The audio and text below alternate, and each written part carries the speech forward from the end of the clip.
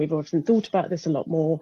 You need allies, but you also need to consider how far on the maturity curve your senior leaders are. And a lot of the time, they're going to need a lot more steps to jump to the point that you already know is the right idea before it comes along the way. And it's allies, but also just time. Yeah.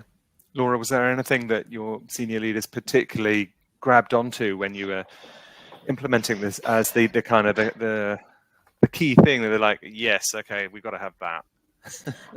Or perhaps that came later? I think it comes later when you see the benefit. I think that's the thing with when you roll this out somewhere. Often there's initial skepticism, and you have to give it a go. And sometimes it's kind of see one, do one, and then they're able to kind of actually understand that flow a little bit. Plus, that building of trust is the critical piece that you're demonstrating. You're not going to suddenly come back at them in 6 months and say, "Will you put these people in the bottom right-hand corner? So we're going to lay them off or do something with them."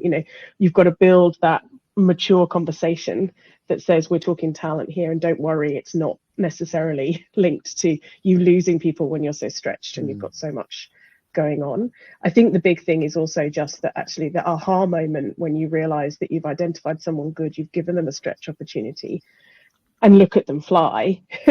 Suddenly you've got that people are on board, their minds are changed, they have to see it in action beyond the exercise itself. For that real sort of, certainly my experience was that senior leaders needed to see it worked.